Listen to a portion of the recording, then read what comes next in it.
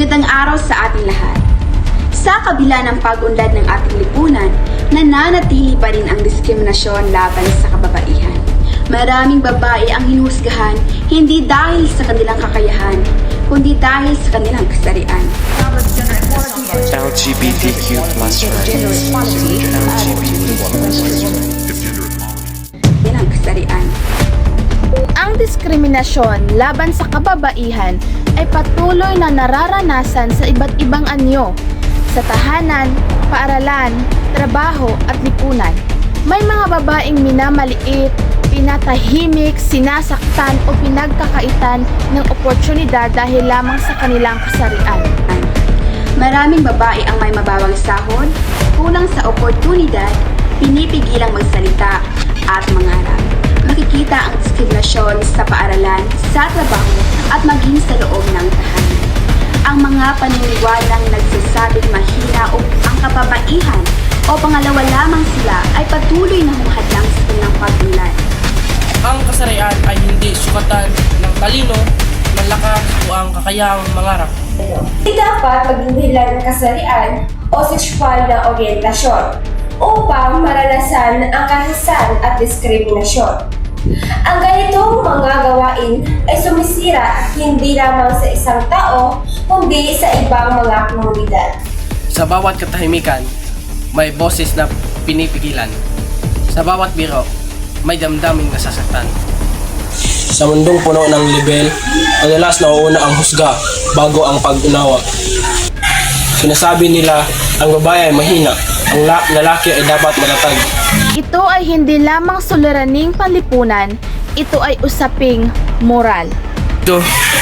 Pero sino ang nagsabi na ang lakas ay may kasarian? Ang gender ay hindi hadlang.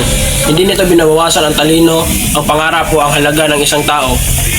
Bawat isa ay may boses, may halaga at may karapatang mabuhay ng may dignidad. Bago mo husgahan ang isang tao, alalahanin muna ito. Hindi pare-pareho ang ating pinanggalingan, pero pantay ang ating halaga. Kapag pinapahalagahan ang kababaihan, mas nagiging makatarungan at maunlad ang ating lipunan. Madalas, ang dahilan ay kasarian. Pero ang gender ay hindi dapat tanikala. Hindi ito pader sa pangarap o dahilan para malitin ang tao.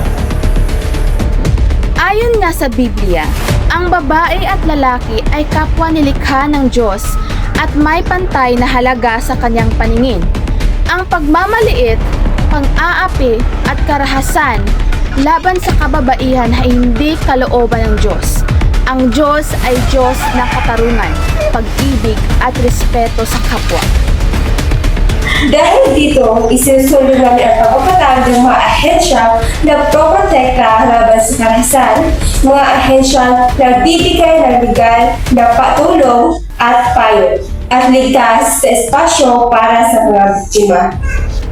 Ang pagkapantay-pantay ay naghuhulugan pangalan at pagbibigay ng pantay na karapatan. Sa bawat tao, anuman ang kanilang kasarian, pagkikalanlan o pinagmulan. Lahat tayo ay may kakayahang magmahal, mangarap at magtagumpay, anuman ang ating kasarian. Hindi kahinaan ng maging babae, hindi rin kasalanan maging lalaki at hindi mali ang maging totoo sa sarili.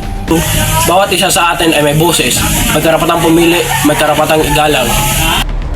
Ang kababaihan ay may lakas, talino at kakayahang magtagumpay. Dapat silang igalang at pakinggan.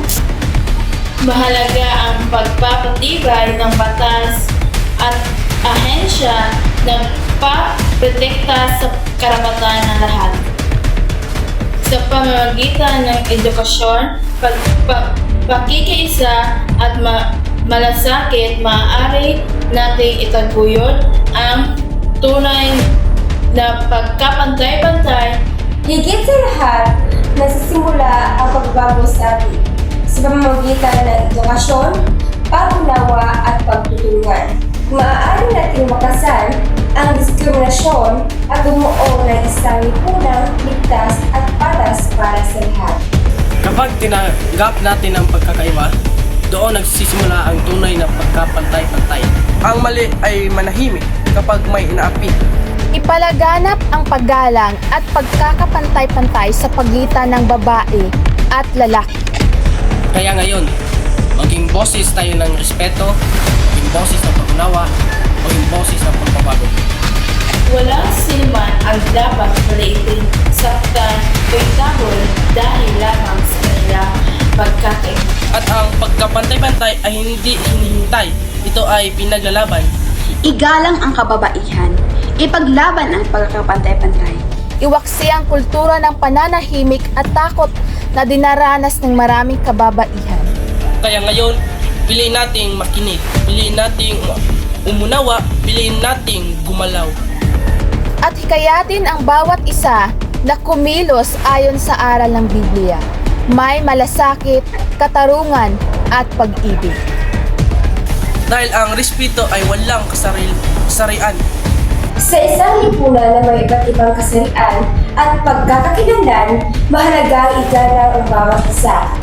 Ang babae, lalaki at LGBT ay may kapantay na kaligtasan at dignidad at respeto. Upang tayo ay magdilay at kumilos ng tama, tanungin natin ang ating mga sarili. Kung ang babae ay nilikha ng Diyos, may karapatan ba tayong maliitin o saktan siya? Paano ko maipapakita ang pag-ibig at respeto sa kababaihan sa aking salita at gawa?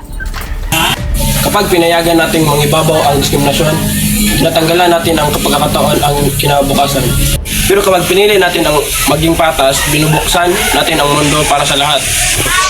Dahil ang mundong may pagkakapantay-pantay ay mundong may pag-asa.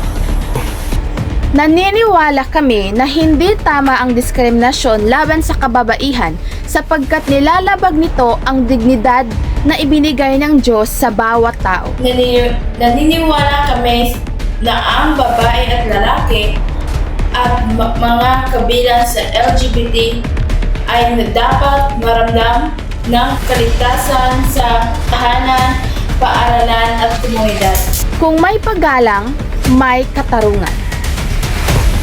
Pantay ang boses, pantay ang karapatan, pantay lahat.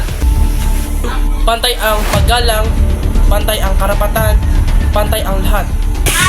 Pantay na kasarian, pantay na karapatan, pantay na kinabukasan.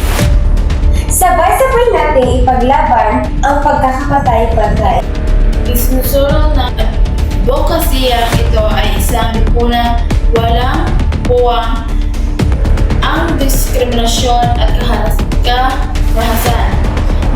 Sa advokasyang ito, nananawagan tayo ng pagkakapantay-pantay, respeto at katarungan.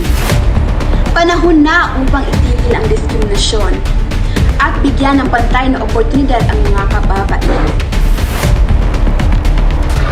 Ito ang diskriminasyon laban sa mga babae at lalaki gawang kasarian at isulong ang pagkakapantay-pantay. Lumakad tayo ng mga kabataan